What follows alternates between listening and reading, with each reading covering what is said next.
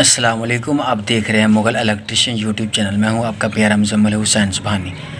मैं आज आपको बताऊंगा कि हम कैपेसिटर को किस तरह दोबारा ठीक कर सकते हैं।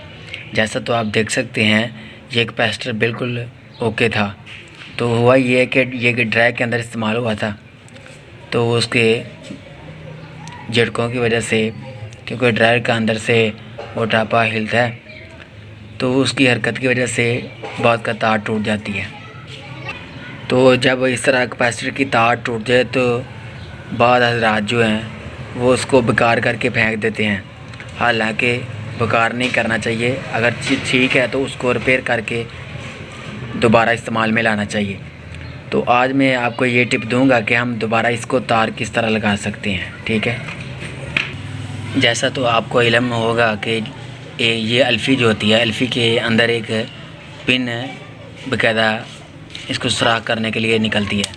जैसा तो आप देख सकते हैं मैंने ये पिन के ऊपर इस तरह तार को गोल किया हुआ था। तो आप भी इस तरह पिन के ऊपर इस तरह तार को लगा के तो आप अच्छे तरीके से इसको ऐसे जॉइंट कर लें।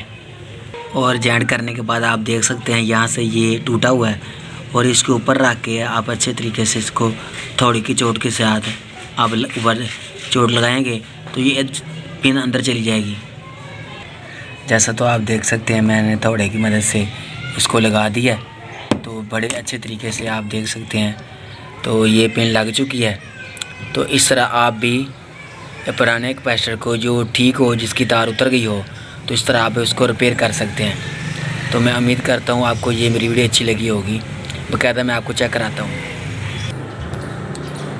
जैसा तो आप देख सकते हैं कि आपको कैपेसिटर नज़र आ रहा है, तो मैंने ये सीरीज़ की तार लगाई है। ठीक है, ये देखिए, और ये बेहतरीन है। तो मैं उम्मीद करता हूँ आपको ये मेरी वीडियो अच्छी लगी होगी। मेरे चैनल को सब्सक्राइब करें, शेयर करें। अल्लाह आपको ज़्यादा खैर फरमाए। मिलते हैं एक नई वीडियो के साथ। अस्सलाम वालेकुम व रहमतुल्लाह।